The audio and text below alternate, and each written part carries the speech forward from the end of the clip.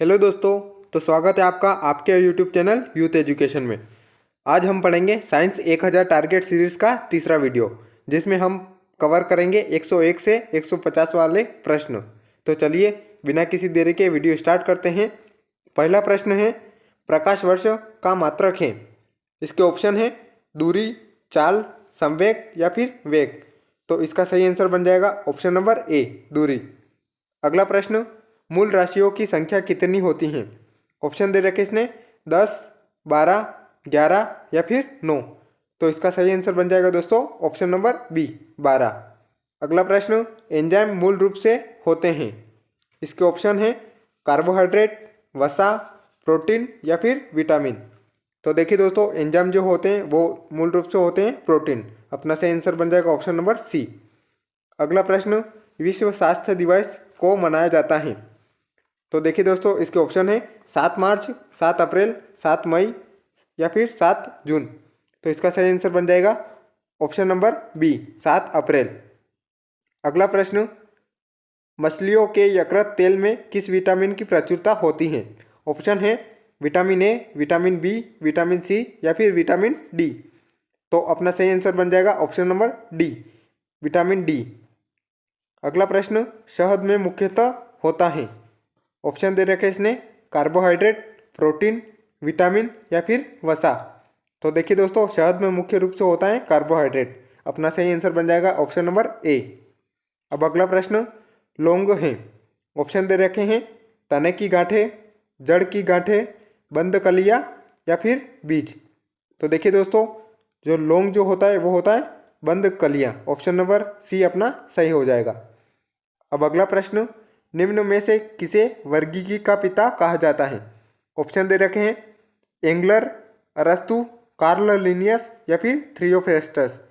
तो देखिए दोस्तों, अपना सही आंसर बन जाएगा option number C, Carl Linnaeus. वर्गीकी का पिता जो है वो कार्ल लिनियस को कहा जाता है। अगला प्रश्न, द्विपद विधि के प्रतिपादक हैं।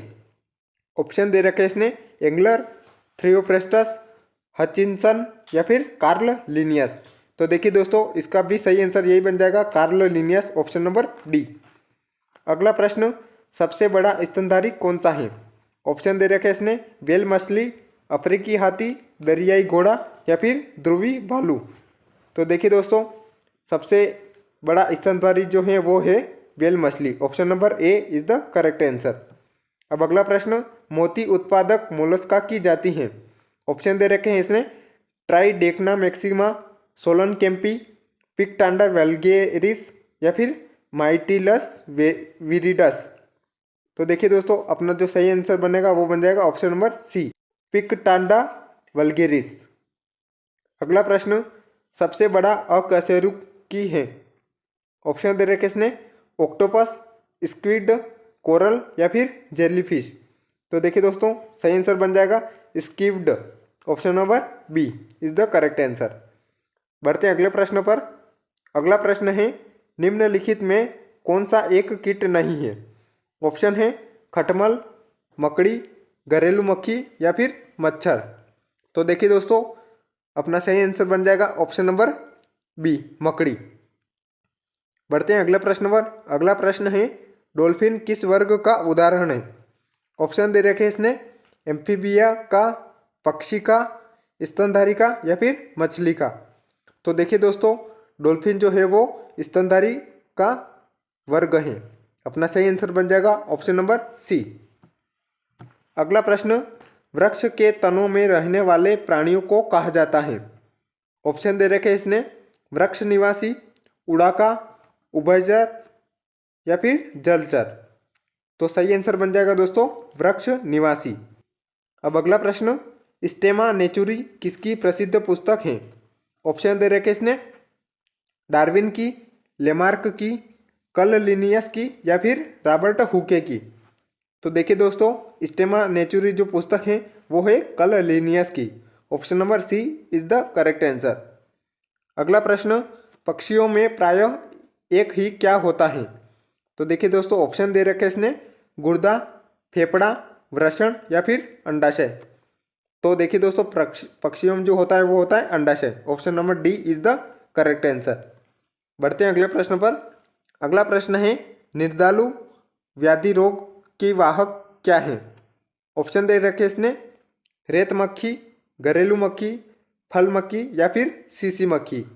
तो देखिए दोस्तों, निंद्रालु व्याधि जो रोग है उसकी जो वाहक होती हैं वो सीसी मक्खी होती हैं। Option number D is the correct answer.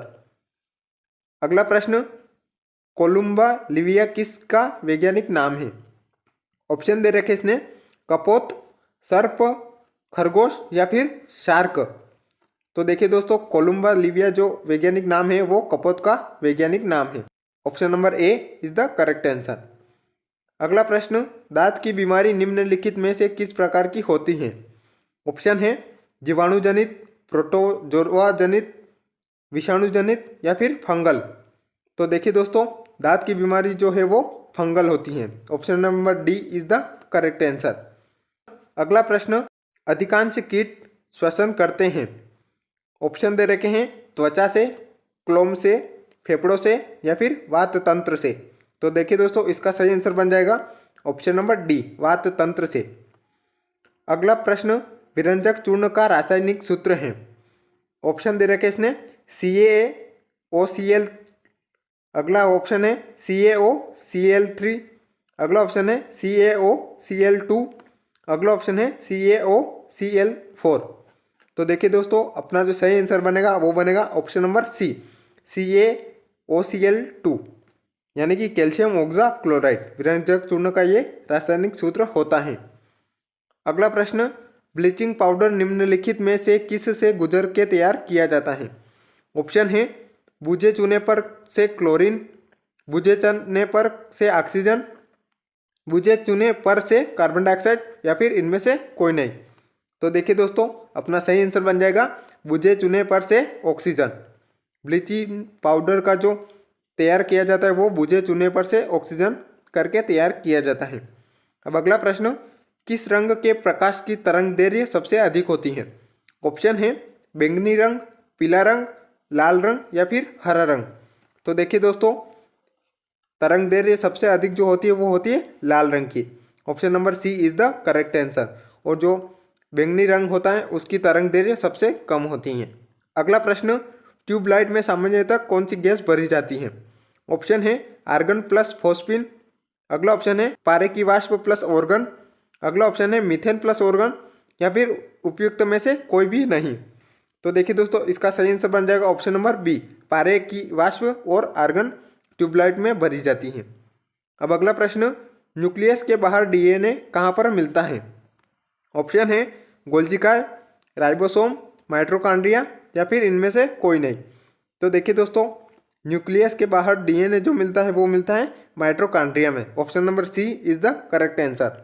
बढ़ते हैं अगले प्रश्न पर। अगला प्रश्न है बल्ब का तंतु किससे बना होता है। ऑप्शन है टंगस्टन, पारा, एल्यूमिनियम या फिर कॉपर। तो देखिए दोस्तों, अपना सही आंसर बन जाएगा ऑप्शन नंबर ए, टंगस्टन। अगला प्रश्न, खून की कमी इनमें से निम्न को दर्शाती है। ऑप्शन है आयरन, ऑक्सीजन, कैल्शियम या फिर हीमोग्लोबिन।